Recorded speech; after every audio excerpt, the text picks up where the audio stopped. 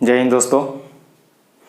हम पिछले वीडियो में आप लोग के क्लास 10th का जो मैथ एनसीईआरटी है उसको मैंने कितने हम लोग के क्लास 10th में मैथ का सिलेबस था, मैथ का मैंने 15 चैप्टर में विभाजित किया था और पढ़ना भी है 15 चैप्टर, और मैंने उसको बारी बारी से पिछले वीडियो में बांट दिया था। आप लोगों ने देखा भी था, आप लोग जानते भी ही होंगे। तो आज हम लोग यहाँ से है ना कक्षा 10 मैथ्स एनसीईआरटी पढ़ रहे हैं। कौन सा बुक्स हम लोग को पढ़ना है? एनसीईआरटी पढ़ना है। कौन सा? एनसीईआरटी। और एनसीईआरटी में हम पार्ट 1 अभी लेके आ रहे हैं, ठीक है। और पहला चैप्टर का नाम आप ही लोग बताओ कि कल हम बताए थे कि पहला चैप्टर का नाम क्या था।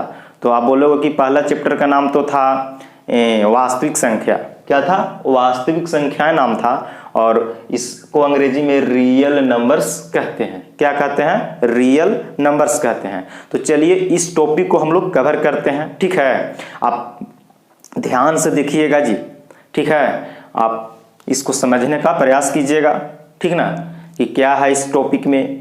वास्तविक संख्या चैप्टर का नाम है वास्तविक संख्या, तो केवल हम लोग को वास्तविक संख्या पे ही चर्चा करना है। जो हमारे सिलेबस में दिया गया है उसी के अकॉर्डिंग है ना बिहार बोर्ड को हमको एग्जाम में जवाब देना होगा। तो चलिए यहाँ से देखते हैं थोड़ा सा कि वास्तविक संख्या जो है इसके बारे में एकदम बेसिक से चलेंगे। क्या? बेसिक, जीरो लेवल से उठाएंगे और हाई लेवल तक हम लोग धीरे धीरे करके पहुंचेंगे। तो समझिएगा इसको, देखते हैं। वास्तविक संख्या हम लोग पढ़ रहे हैं, है ना। तो जितने भी इसमें संख्याएं होते हैं केवल और केवल संख्या के बारे में बात करेगा, केवल और केवल संख्या के बारे में ही बात करेगा, क्योंकि चैप्टर का नाम है वास्तविक संख्याएं। क्या नाम है? वास्तविक संख्या ही नाम है। तो केवल और केवल इसी पे बात करेंगे। तो देखिए जी, कोई भी संख्या बनने से पहले, है ना, कोई भी संख्या चीज बनने से पहले अंकों की सहायता होती है। तो हम बताए थे कल बेसिक में, थोड़ा सा पिछले वीडियो में भी बताया था और इसमें भी थोड़ा सा बता रहे हैं कि जो अंक होते हैं, अंक टोटल 10 होते हैं। अंक के टोटल कितने होते हैं? 10 होते हैं, और उसी 10 अंकों की सहायता से बना जाता था। अंक कितने होते हैं? 10। तो कौन कौन होते हैं? 0 होते हैं, 1 होते हैं, 2 होते हैं, 3 है ना, 4 5 6 7 8 9, यानी कि टोटल अंक 10 होते हैं। गिनिए, 1 2 3 4 5 6 7 8 9 10। और इन्हीं 10 अंकों की सहायता से, इन्हीं 10 अंकों की सहायता से, कौन 10 अंकों की सहायता से? तो मैंने यहाँ पे लिखा है ना, इन्हीं 10 अंकों की सहायता से कोई भी संख्या लिखा जाता है, ठीक है। इन लोग 10 जो अंक है ये अपने आप में एक संख्या का भी काम कर रहा है और एक अंक भी है, ठीक है। तो देखिए यहाँ पे हम लिख सकते हैं यार क्या, कि कोई भी संख्या, मैं यहाँ पे, आप भी नोट करते चलिए, आप भी कॉपी खोल लिए, पेन निकाल लीजिए और एनसीईआरटी का जो पहला चैप्टर है वास्तविक संख्या उसको भी निकालिए, और उसी पे हम लोग चर्चा कर रहे हैं, ठीक है। तो देखिए कोई भी संख्या, कोई भी संख्या, कोई भी संख्या 10 अंकों की, 10 अंकों की, 10 अंकों की, है ना, 10 अंकों की सहायता, 10 अंकों की सहायता से लिखी जाती है। ये बात जान गए कि कोई भी संख्या 10 अंकों की सहायता से लिखी जाती है। जिससे एग्जाम्पल के लिए आप समझ सकते हैं कि मैंने एक संख्या लिख रहा हूं, मैंने एक संख्या लिख रहा हूं, तो कितना लिखा? इकाई, दहाई, सैकड़ा, हजार, यानी कि 7567, 7567, यानी कि इसमें अंकों की सहायता से एक संख्या का निर्माण हुआ। इसमें कितने अंकों की सहायता हुआ है? तो 4 अंकों की सहायता हुआ है। इकाई, दहाई, सैकड़ा, हजार, यानी कि 4 अंकों को मिलने से, और जो 4 अंक हम इसमें लिखे हैं इन्हीं 10 अंक की सहायता से लिखाया है। देखिए 7 तो इसी में से लिए, 5 तो इसी अंक में से, 6 तो इसी में से लिया है, 7 दो बार यूज हो गया है, कोई दिक्कत नहीं है। यानी कि किसी भी संख्या को 10 अंकों की सहायता से ही लिखी जा सकती है। क्लियर? इसको समझने, और कोई संख्या बड़ा लिखना है तो लिख सकते हैं, है ना। देखिए ये इतना बड़ा जो संख्या का निर्माण हुआ, इकाई, दहाई, सैकड़ा, हजार, 10,000, लाख, 1,76,735 जो बड़ा संख्या बना, इसमें देखिए इन्हीं 10 अंकों की सहायता से संख्या का निर्माण हुआ। तो यहाँ तो समझ लिए कि कैसे संख्या का निर्माण होता है, तो अंकों की सहायता से ही संख्या की लिखा जाता है या निर्माण होता है। चलिए अब हम थोड़ा सा और आगे बात करते हैं, अंक के बारे में जान गए। अब हम थोड़ा सा जानते कि संख्याएं क्या है। देखिए यहां पे दिया है ना संख्याएं, तो संख्याएं क्या, संख्याएं जिसको अंग्रेजी में नंबर्स कहते हैं, NUMBERS, और अंक को डिजिट कहते हैं, क्या कहते हैं, डिजिट लिख सकते हैं, कोई दिक्कत नहीं है। संख्याएं तो समझिए नंबर्स, संख्याएं जो है बाबू, संख्याएं जो संख्या होती है वो संख्याएं दो प्रकार की होती है। कोई पूछेगा आपसे कि संख्याएं कितने प्रकार की होती है, तो आप बोलिएगा कि संख्याएं जो है दो प्रकार की होती है। तो पहला जो संख्या होती है वो है वास्तविक संख्या। क्या है, वास्तविक संख्याएं। पहला क्या है, वास्तविक संख्याएं, जिसका मैंने नाम यहां लिख दिया हूं अंग्रेजी में, रियल नंबर्स, है ना। अच्छा, और दूसरा जो होता है अवास्तविक संख्याएं।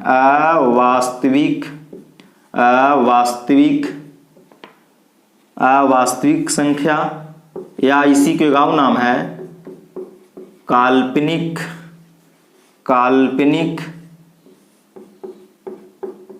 संख्याएं। क्या नाम है, तो काल्पनिक संख्याएं। संख्याएं दो प्रकार के, एक वास्तविक संख्याएं और दूसरा काल्पनिक संख्या। इसको अंग्रेजी में है ना इमेजिनरी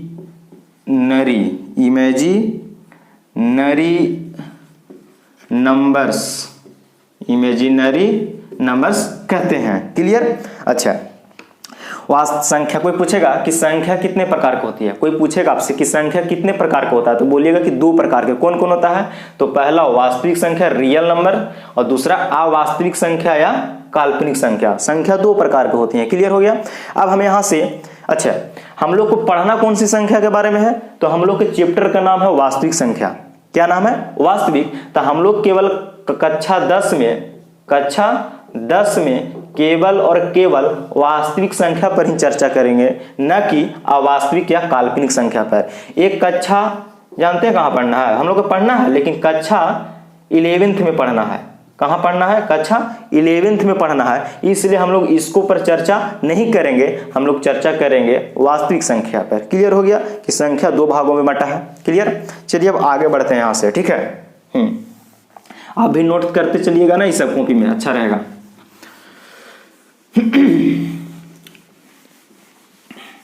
बिल्कुल एकदम बेसिक से चलेंगे, कोई बच्चा का प्रॉब्लम नहीं होगा कि ये कैसे हुआ।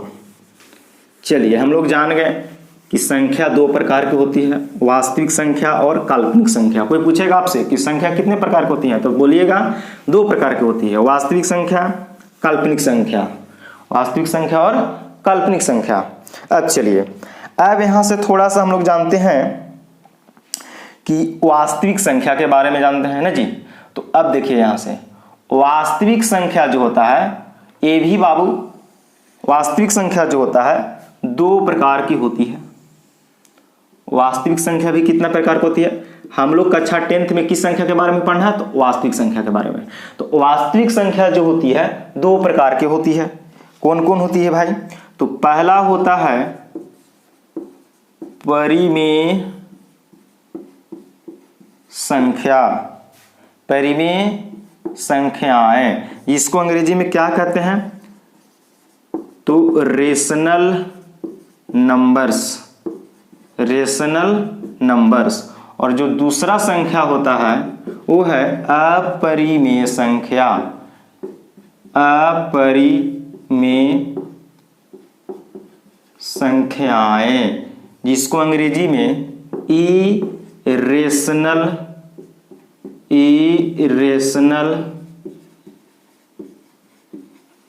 नंबर्स कहते हैं, कुछ क्या कहते हैं, इरेशनल नंबर्स कहते हैं। यानी कि देखिए वास्तविक संख्या दो प्रकार के हो गया, एक हो गया परिमेय संख्या है ना जी, रेशनल नंबर्स, और दूसरा हो गया अपरिमेय संख्या, इरेशनल नंबर्स। क्लियर? तो अब हम लोग जानेंगे है ना जी, इन लोग दोनों के बारे में थोड़ा सा जानेंगे। तो हम लोग कक्षा 10th में हैं, कक्षा 10th में जब हैं तो हम लोग जानते हैं, या आप लोग भी जानते ही होंगे बचपन से, कि परिमेय संख्या किसे कहते हैं, परिमेय संख्या किसे कहते हैं। तो आप लोग क्या बोलते थे कि वह संख्या जो p/q के रूप में हो और q बराबर नॉट इक्वल टू 0, उसको हम लोग परिमेय संख्या कहते हैं। तो हम लोग ये तो क्लास लगता है कि 6 से 7 8 से सीखते ही आ रहे हैं कि परिमेय संख्या क्या है, अपरिमेय संख्या क्या है। लेकिन हम लोग को क्लास 10th में जब आ गए हैं तो थोड़ा सा इसको हट के और समझना होगा, क्योंकि इसका लेवल तो 10th में कुछ अलग ही रहेगा ना, इसलिए। तो समझिए इसको कि क्या है परिमेय संख्या और क्या है अपरिमेय संख्या के बारे में। तो देखते हैं थोड़ा सा। तो देखिए हम लोग ऐसे भी लिख सकते हैं कि वैसी संख्या जो p/q के रूप में लिखा जाता है और q बराबर नॉट इक्वल टू 0, उसको परिमेय संख्या कहते हैं। अपरिमेय संख्या वैसी संख्या जो अपरिमेय संख्या की बात करें, वैसी संख्या जो p/q के रूप में नहीं लिखा जाता है ना जी, उसको हम लोग अपरिमेय संख्या कहते हैं। तो समझिएगा, तो हम लोग जब यहाँ परिमेय संख्या पढ़ रहे हैं तो इसे समझ सकते हैं कि वैसी संख्या जो p/q के रूप में रहेगा, कैसे के रूप में रहेगा, p/q के रूप में रहेगा, और q बराबर नॉट इक्वल टू 0 होगा, q बराबर नॉट इक्वल टू 0 होगा। अब इसको एग्जाम्पल समझ लीजिए, तो क्या समझेंगे, जैसे कि 2/3, 2/3 कैसी संख्या है, तो परिमेय संख्या, क्योंकि देखिए p/q के रूप में है और q बराबर नॉट इक्वल टू 0, यानी कि नीचे कभी 0 नहीं होना चाहिए। क्लियर? दूसरा एग्जाम्पल समझ सकते हैं कि 4/7, ये भी एक परिमेय संख्या p/q के रूप में है। अच्छा, 0 परिमेय संख्या होगा तो होगा, क्योंकि 0 के नीचे कुछ न तो 1, नीचे 0 नहीं होना चाहिए, ऊपर 0 हो सकता है, p का वैल्यू 0 हो सकता है, q का वैल्यू 0 नहीं हो सकता है ना। तो 0 भी एक परिमेय संख्या है। इसी प्रकार डॉट डॉट आगे भी जा सकते हैं। तो देखिए हम लोग कक्षा 10th में आ गए हैं, तो इसको इस तरीका से पूछा जाता है सवाल। कैसे? तो अभी लिखेंगे कि परिमेय संख्या जो होता है ना, इसको लिखेंगे परिमेय संख्या में कि परिमेय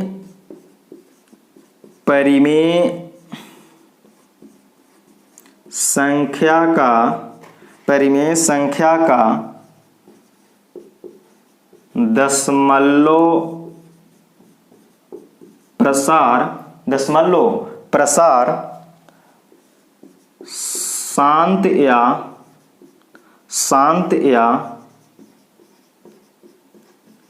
अशांत आवर्ती होता है।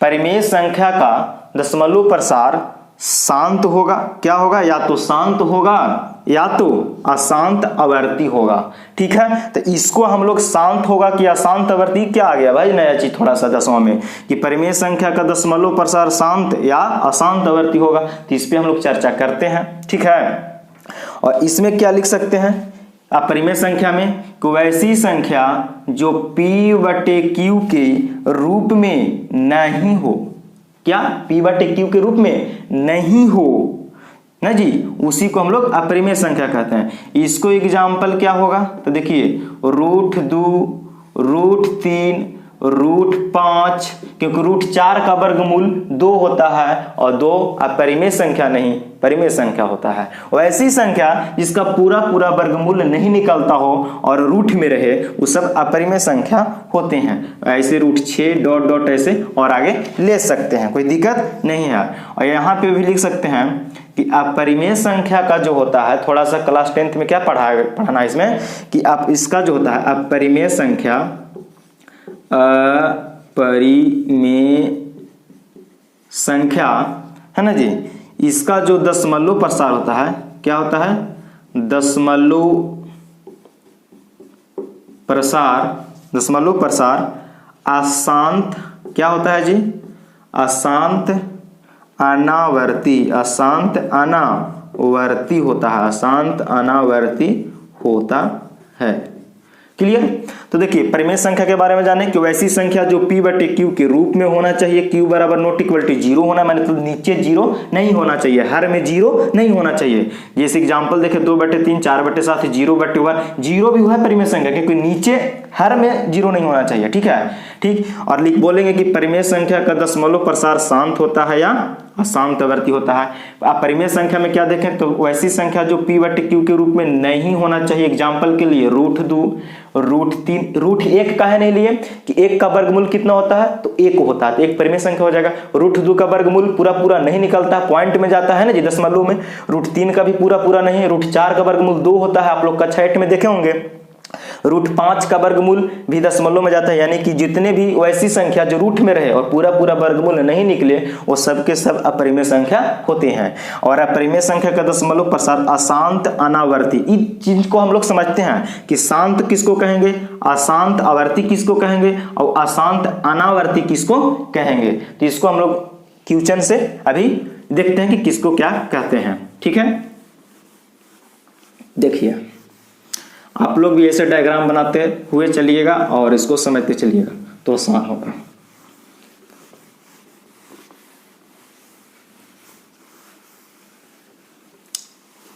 देखिए मैं आपको एक एग्जाम्पल दे रहा हूं, ठीक है, और इस एग्जाम्पल से समझते हैं।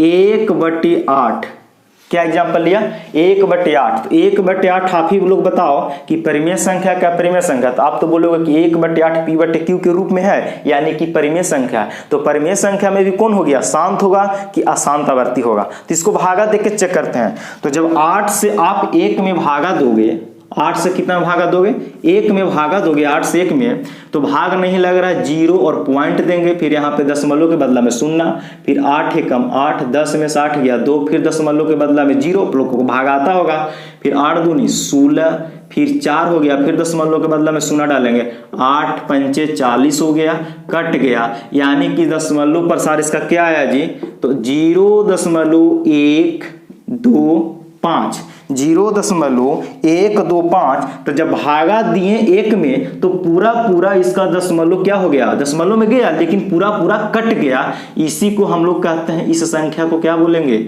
शांत हो गया। क्या हो गया, शांत हो गया, शांत शांत। यानी कि जो व्यक्ति की भागा देंगे p बटे q के रूप में रहेगा, उसको हर से अंश में भागा देंगे, अगर पूरा पूरा कट जाएगा भागा, यानी कि पूरा मूड़ी कट जाएगा, तो जो व्यक्ति के मूड़ी कट जाएगा तो शांत होगा कि अशांत, तो आप भी तो बोलोगे कि शांत हो जाएगा। अगर मुर्गा के या मुर्गी के या कोई भी जीव की अगर मूड़ी काट दिया जाए तो वो फिर क्या होगा, शांत हो जाएगा। इसी प्रकार हम समझ सकते हैं कि परिमेय संख्या 2 प्रकार की होती है, एक शांत और एक अशांतवर्ती। तो शांत का तो एग्जाम्पल समझ गए हैं कि जो पूरा पूरा कट जाएगा उसको क्या बोलेंगे, शांत। अब दूसरा एग्जाम्पल देखते हैं। तो दूसरा एग्जाम्पल हम यहाँ पे ले लेते हैं 2/3। ये भी तो बोलिएगा कि परिमेय संख्या है, कौन संख्या है, परिमेय संख्या है। तो इसको भागा देके देखिए कि इसका क्या हालत है। तो 2 से 3 में भाग दीजिएगा तो भाग नहीं लगेगा, 0.0, फिर 3 छक 18, 2 आएगा, फिर दशमलव के 0, 3 छक 18, फिर 2 आएगा, फिर दशमलव के 0, 3 छक 18, फिर 2 ला, 2 आते जा रहा है ब्रो, क्या 2 आते जा रहा है, यानी कि कट नहीं रहा है। इसका दशमलव प्रसार 0.66666 ऐसे आते जाएगा, यानी कि 2/3 जो बबुआ है ना, 2/3 ही परिमेय संख्या, ये शांत होने वाला नहीं है, क्योंकि इसका पूरा पूरा मूड़ी कटा नहीं है। यानी कि देख लीजिए बढ़ते जा रहा है, रिपीट होता है, होते जा रहा है ना जी। इसी को जो संख्या बार बार आते जाएगा, रिपीट एक ही संख्या, उसको आवर्ती कहते हैं। क्लियर, हाँ। तो इसको ऐसे लिख सकते हैं 0.6 के ऊपर रेकरिंग लगा देते हैं, जिसको बार भी कहते हैं, ठीक है। इसका मतलब कि 6 संख्या बार बार आ रहा है, तो इसको हम लोग क्या कहेंगे, अब अशांत कहेंगे, क्या कहेंगे, अशांत कहेंगे और आवर्ती कहेंगे, अशांत कहेंगे और आवर्ती कहेंगे, समझे। जो उसका पूरा पूरा विभाज्य हो जाएगा हर से अंश में, उसको शांत कहेंगे, और जो पूरा पूरा नहीं कटेगा, विभाजित नहीं होगा, उसको अशांत आवर्ती कहेंगे, जो कि एक ही संख्या बार बार क्या कर रहा है, रिपीट कर रहा है। तो उम्मीद करते हैं कि परिमेय संख्या दोनों के एग्जाम्पल शांत और अशांत को समझ गए होंगे। क्लियर। अब थोड़ा सा हम लोग परिमेय संख्या पर चर्चा कर लेते हैं। चलिए आप लोग इसको एग्जाम्पल में करके दोनों एग्जाम्पल उतार सकते हैं समझने के लिए, ठीक है। अब आगे देखते हैं थोड़ा सा। आप ये सब बेसिक नहीं समझिएगा तो आगे कैसे चैप्टर में कर पाइएगा। जैसे तैसे करने से थोड़ी नहीं हो जाएगा, आपको बारीकी से समझना तो पड़ेगा ही। तो चलिए आगे देखते हैं।